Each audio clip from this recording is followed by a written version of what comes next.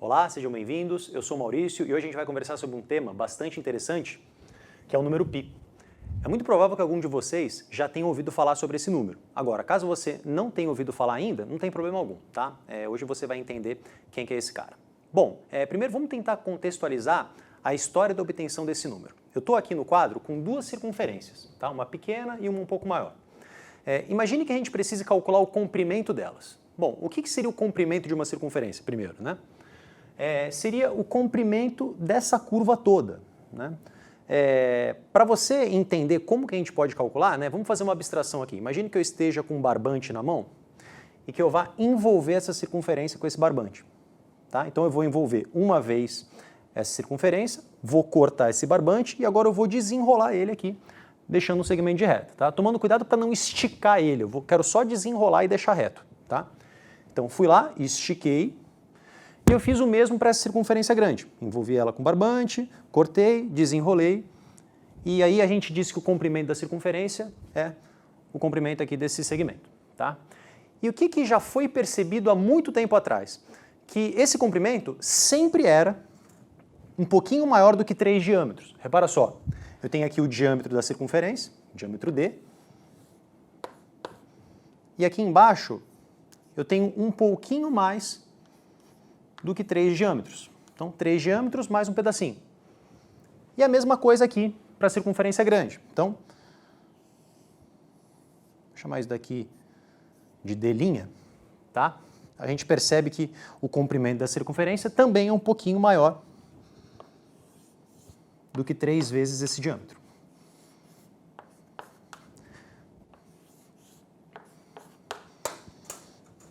Então, é justamente por isso que, há muito tempo atrás, a gente usava a aproximação de que o comprimento da circunferência era 3 diâmetros. Então, embora a gente soubesse que não é bem isso, tá? É só um pouquinho maior. Tá? Algo que você pode se perguntar é o seguinte: pô, Maurício, será que não pode ter uma outra circunferência que não vai dar 3 aqui, que vai chegar no 4, então vai ficar 2 e pouco? Seria uma pergunta interessante, mas por hora, vamos fazer o seguinte raciocínio aqui. Tá? Eu posso obter a imagem de baixo a partir da imagem de cima. Agora, como posso fazer isso? Imagine que eu conseguisse selecionar essa imagem e fazer uma ampliação dela. Agora, não é uma ampliação de qualquer jeito, tá? Eu não quero simplesmente aumentar aqui e não aumentar aqui, tá? Eu quero fazer uma ampliação mantendo as proporções. Então, se por acaso eu dobrasse esse diâmetro nessa minha ampliação, tá, não seria apenas o diâmetro que eu dobraria. Dobraria o diâmetro, dobraria o raio, dobraria o comprimento da circunferência. Então, a gente consegue aceitar numa boa que não importa agora o tamanho da circunferência, sempre vai acabar sendo 3 diâmetros, né, já que tudo isso daqui vai acabar sendo ampliado na mesma taxa. Né? Então vamos aceitar isso agora, tá? Embora a gente possa continuar discutindo isso, né? Então a gente usava essa aproximação aqui. Agora, e se eu quiser calcular o valor exato? Será que é 3,1 vezes o diâmetro? Será que o comprimento da circunferência é 3,1 vezes o diâmetro? Ou será que é 3,2?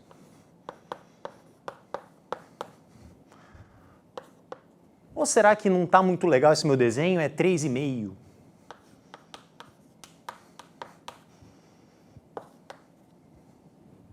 Pois é, é uma pergunta interessante. Existe um valor exato, que nós já conhecemos esse número, tá? E esse número é o número π.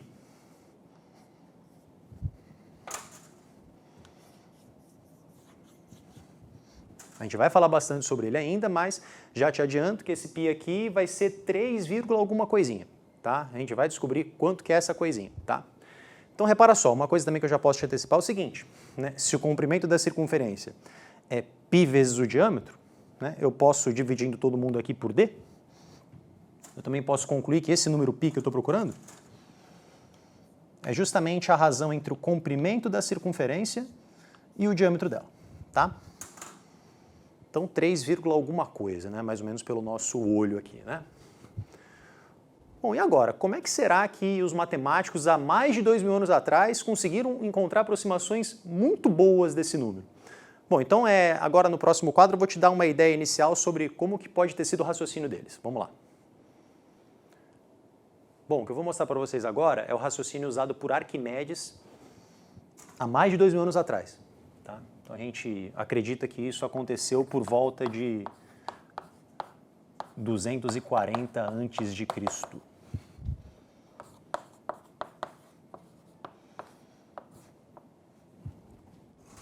Bom, nota uma coisa aqui comigo. Ó. Aqui no quadro tem 4 circunferências iguais, tá? Tem uma aqui, tem outra aqui, uma terceira e, se você prestar atenção aqui, ó, tem mais uma quarta, né? E o que eu estou fazendo aqui com vocês? Eu estou envolvendo essas circunferências com polígonos. Eu comecei construindo um triângulo equilátero circunscrito, tá? Um triângulo com 3 lados iguais, 3 ângulos internos iguais, e tangenciando esse círculo em 3 pontos, tá? E comecei a aumentar o número de lados, tá? Aqui eu fiz um quadrado, aqui eu fiz um hexágono regular e, por fim, fiz um octógono regular. Tá? E o que você consegue perceber? À medida que a gente aumenta o número de lados, esse polígono circunscrito começa a envolver melhor a circunferência, ele começa a ficar cada vez mais próximo da circunferência. Tá? De tal forma que eu vou concluir o seguinte com vocês, repara só. À medida que eu aumento o número de lados, o perímetro do polígono se aproxima do comprimento da circunferência. Tá? Se eu simplesmente chegasse para você aqui e dissesse que o perímetro do triângulo é aproximadamente igual ao perímetro da circunferência, você pode falar, pô, mas não está muito legal essa aproximação. Mas se você pensar já no octógono, é uma aproximação até certo ponto razoável, dependendo do nível de precisão que eu precisar, né? Agora, imagina você aí uma coisa rápida. Imagine que eu continue seguindo esse raciocínio. Eu vou começar a aumentar cada vez mais o número de lados do polígono. Então, depois do octógono, eu vou colocar um polígono de 10 lados, depois de 12, depois de 15, depois um de 20 lados. Conforme eu vou aumentando o número de lados, fica cada vez mais difícil de eu distinguir a circunferência e esse polígono aqui de volta. Tá? Então, eu posso dizer que o comprimento da circunferência, né, e o perímetro desse polígono circunscrito, quando eu continuo fazendo isso infinitamente, eles ficam iguais. Tá? Embora não seja igual, né, você vai falar, pô, mas como é que eu vou fazer isso infinitamente? Né? Se eu fizer isso 1 milhão de vezes, não vai ficar igual. Mas vai ser uma aproximação muito boa. Tá? Eu digo que o perímetro do polígono é uma aproximação por cima, tá, do comprimento da circunferência. Tá? Bom, isso foi o polígono que está circunscrevendo. Agora, você também deve ter reparado que eu fiz polígonos dentro da circunferência. Tá? São polígonos que eu chamo de inscritos. Repara só, um triângulo inscrito na circunferência. Os 3 vértices estão sobre a circunferência. Tá? Agora, aqui, de maneira contrária ao que aconteceu no caso do circunscrito, quando eu começo a aumentar o número de vértices, eu começo a aumentar o meu perímetro. Tá? Então, conforme eu vou aumentando, esse polígono inscrito começa a praticamente envolver por dentro essa circunferência. Então, repara só, quando eu vou aumentando o número de lados, esses 2 polígonos vão ficando cada vez mais próximos. Tá? É muito provável que você, olhando aí na sua casa, você tenha até uma certa dificuldade de enxergar o que é cada coisa aqui, né? Agora, imagine com 20, 30 lados. Eles vão ficar praticamente juntos um do outro aí. Então, por exemplo, só para a gente entender melhor, nessa primeira situação aqui, se eu denotar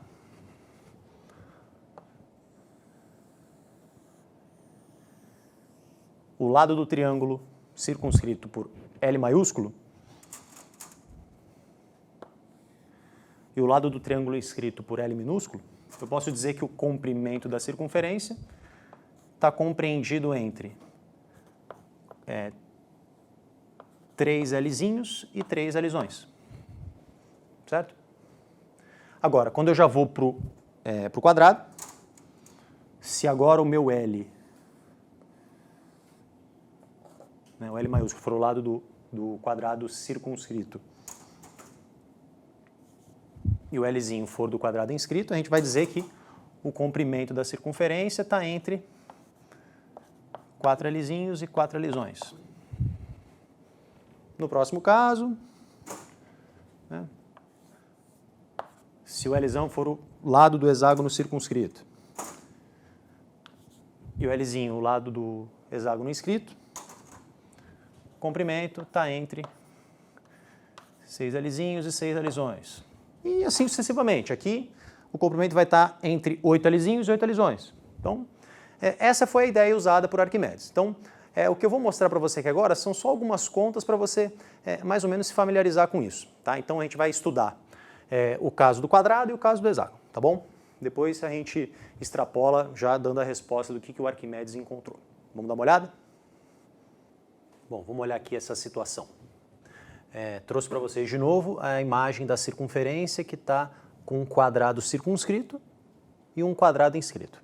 E a gente viu que o comprimento da circunferência, que eu vou chamar de C, está compreendido entre o perímetro do quadrado interior, esse quadrado inscrito, e o perímetro do quadrado circunscrito. Então, para manter esse padrão, o que eu estou chamando de L maiúsculo é isso, o lado do quadrado circunscrito, e o L minúsculo é o quadrado inscrito. Bom, vamos dar uma olhada aqui, ó. Repara só. O lado do quadrado circunscrito tem a mesma medida do diâmetro da circunferência, tá certo? Bom, então como a gente sabe que o L é igual ao diâmetro, certo? Então a gente já tira que o comprimento da circunferência é menor do que 4 diâmetros.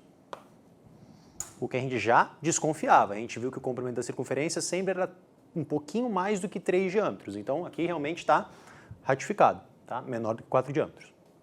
Bom, e agora, no caso do inscrito, como é que eu vou analisar? Bom, eu vou traçar o diâmetro aqui dentro, tá? Esse segmento que eu acabei de traçar, ele passa pelo centro da circunferência, então ele é um diâmetro, né? Repara só, como eu tenho um quadrado, esse ângulo aqui de cima é reto. Então eu vou analisar esse triângulo aqui que eu estou achurando. Vou aplicar o teorema de Pitágoras nele. Para só. Isso é L minúsculo, isso é L minúsculo, então, pelo teorema de Pitágoras,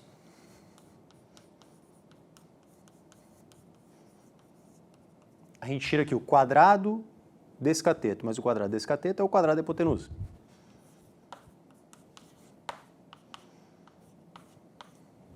Bom, então agora só efetuando as continhas.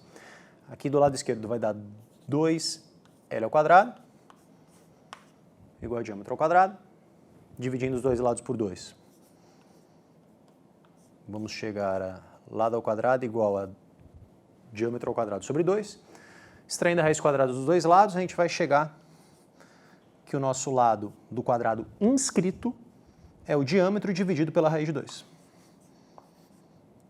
E aí, só para facilitar nossas continhas aqui de cabeça, eu vou racionalizar esse denominador, tá? Vou multiplicar numerador e denominador por raiz de 2. Então, daqui a gente chega à conclusão de que o lado do quadrado inscrito é o diâmetro do círculo, da circunferência, raiz de 2 sobre 2. Então, o que eu vou fazer? Agora, repara só, a gente já sabia que o perímetro desse quadrado é menor do que o comprimento da circunferência. Ou, em outras palavras, o comprimento da circunferência é maior do que o perímetro do quadrado inscrito. Então, o que a gente vai concluir com isso, tá, é que 4 vezes a diagonal raiz de 2 sobre 2 é menor do que o comprimento da circunferência, e aí, só fazendo uma simplificação rápida, então vai ficar 2 raiz de 2 vezes o diâmetro menor do que o comprimento da circunferência. Então, vou só arredondar esse raiz de 2 para 1,4, tá? Não é bem o valor correto, né? Mas só um arredondamento aqui rápido. 2 vezes 1,4 dá 2,8. Tá? Então, vou concluir com isso. Que 2,8D é menor do que o comprimento. Então, agora só para deixar isso mais bonito, eu vou pegar essa informação, junto com essa informação aqui, e vou concluir com a análise desse quadrado que o comprimento da circunferência está compreendido entre 2,8 vezes o diâmetro e 4 diâmetros. Ok? Bom, agora, voltando ao tema da aula, que era o número π. A gente já tinha visto aí, logo no comecinho, que o π é a razão entre o comprimento da circunferência e o diâmetro. Então, como que eu posso fazer o π aparecer nessa desigualdade? Basta que eu divida todo mundo aqui por d. Então, se você vier aqui, dividir todo mundo por d,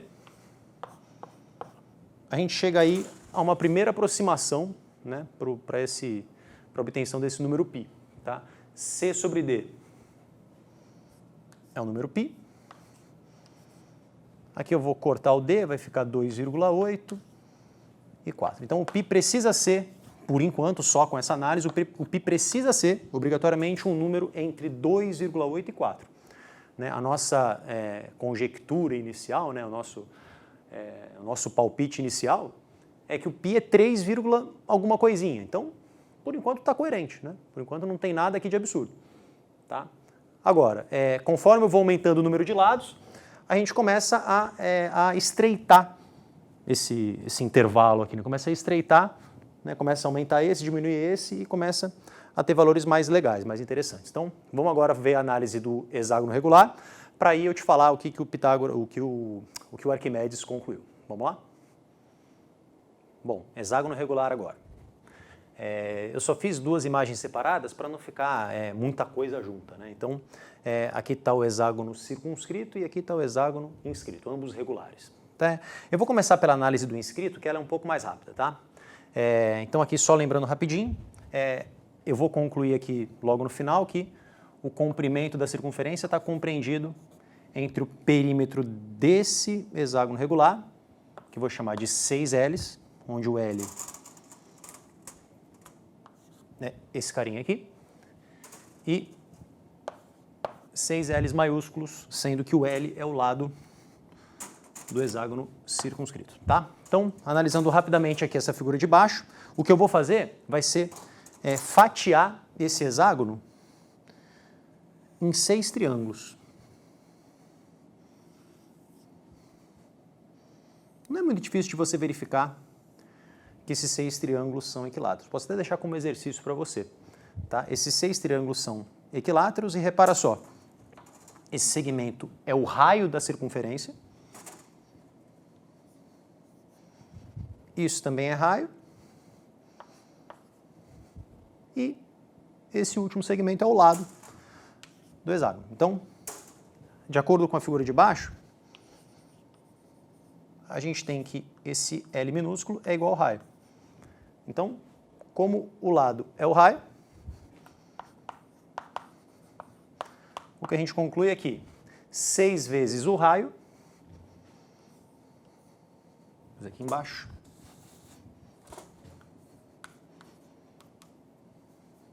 é menor do que o comprimento da circunferência. E como o diâmetro da circunferência são 2 raios, quando eu tenho 6 raios eu tenho 3 diâmetros. Então, 3 diâmetros é menor do que o comprimento da circunferência. Tá? Então, essa foi a análise do hexágono inscrito. Vamos agora para o hexágono circunscrito. Eu vou fazer uma coisa um pouquinho parecida com o que eu fiz aqui. Tá? Eu vou fatiar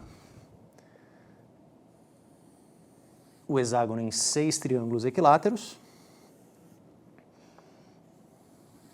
Aqui vai ser um pouquinho mais trabalhosa a análise, mas vem comigo aqui, ó, repara só. O raio da circunferência eu posso marcar aqui, tá? Fazendo 90 graus. E agora eu vou analisar um triângulo retângulo, que é esse daqui, que eu estou pintando. Bom, como os triângulos eram equiláteros, esse pedaço aqui mede L.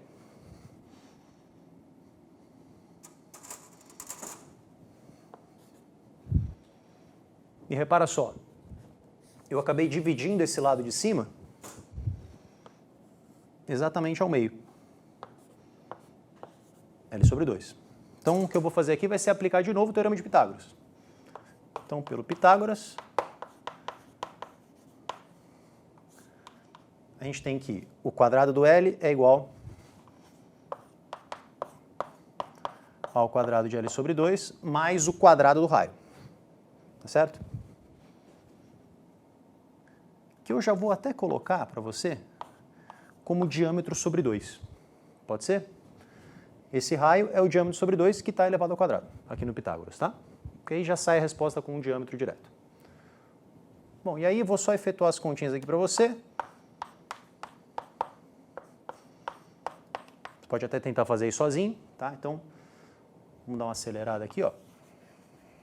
Se eu subtrair L ao quadrado sobre 4 dos dois lados, 3L ao quadrado sobre 4, igual ao diâmetro ao quadrado sobre 4. Posso simplificar depois disso. Dividir os dois lados por 3.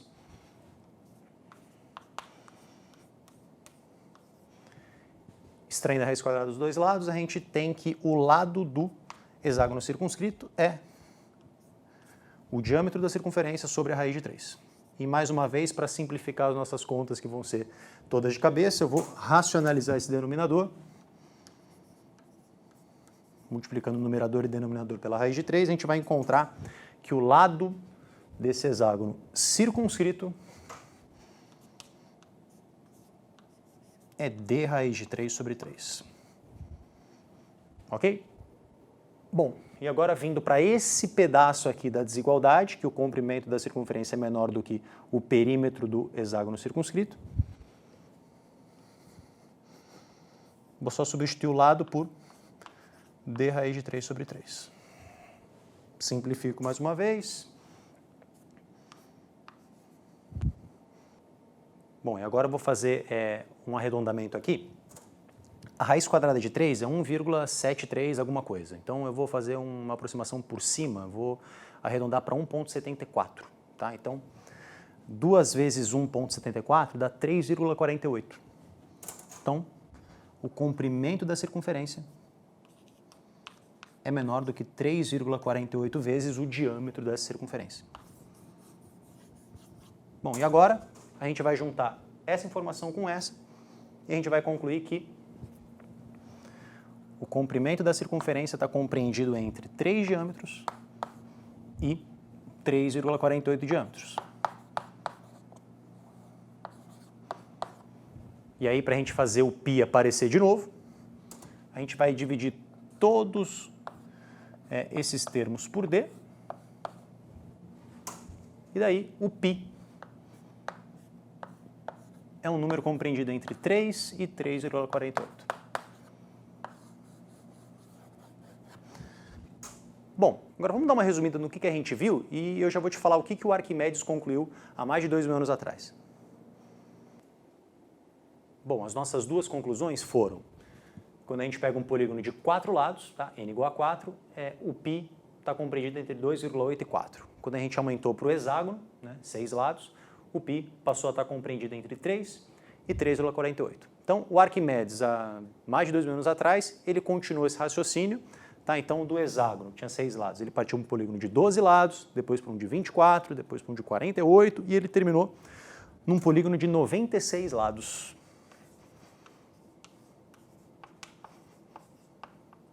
E ele concluiu que o número π, nessa situação, usando o mesmo raciocínio que a gente usou aqui,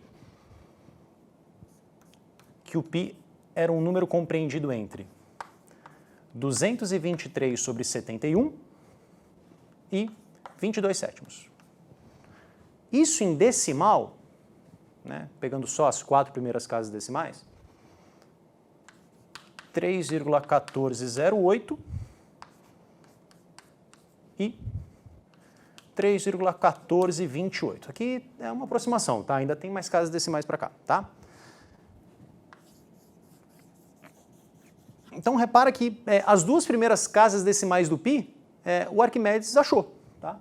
Aqui tem 3,14 e aqui também, tá? Então, justamente por isso que muitas aproximações que você vai ver a partir de hoje diz que o π é aproximadamente 3,14.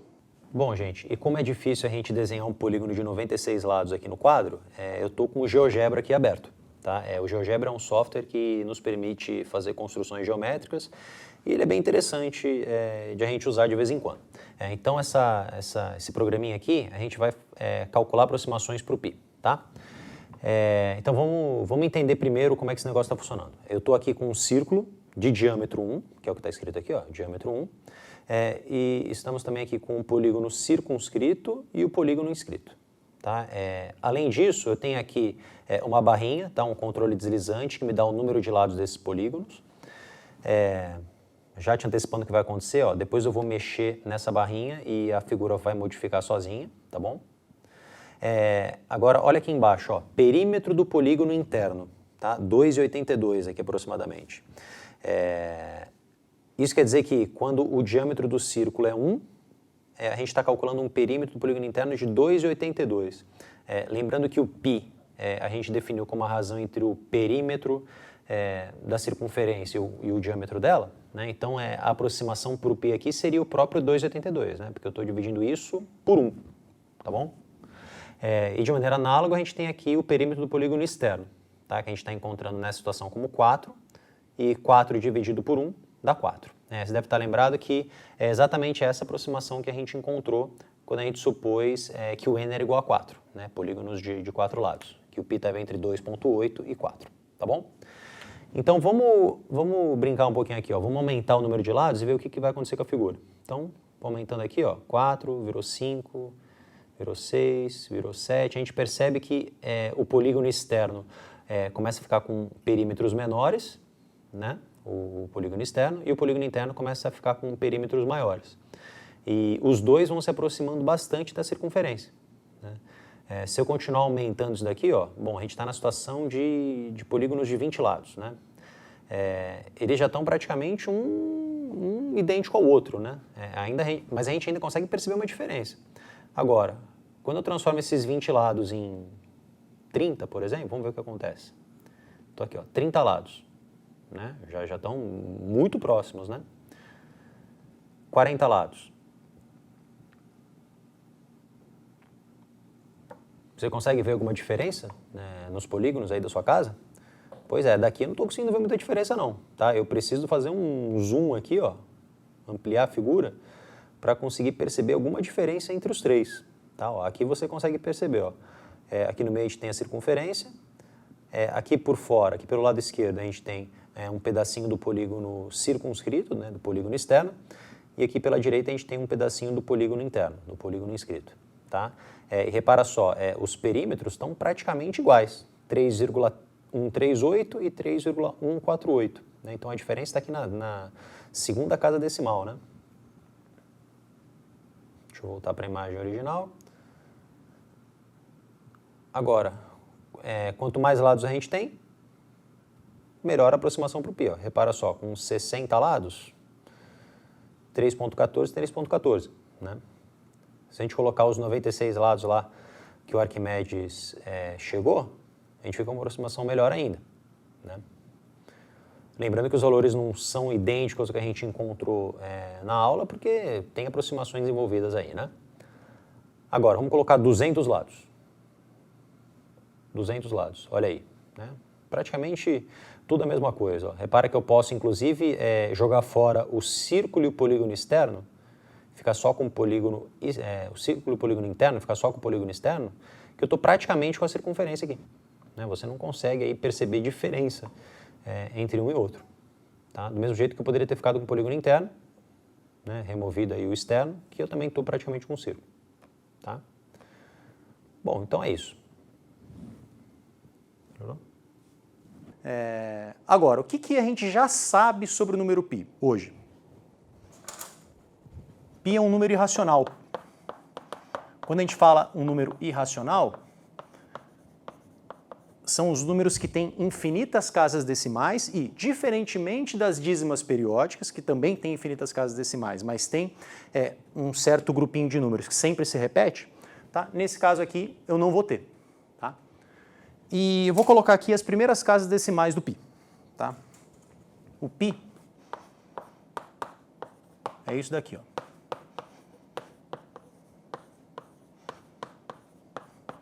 Coloquei aqui. as primeiras 10 casas decimais do pi. Tá? E aí esse problema rodou o mundo. Então ele foi para a China, ele foi para vários lugares, e hoje já se conhecem trilhões de casas decimais do pi. Tá? Então aqui estão as 10 primeiras casas, é um número racional. Então essa aí foi uma breve história aí do número pi, espero que você tenha gostado e te espero numa próxima oportunidade. Até lá!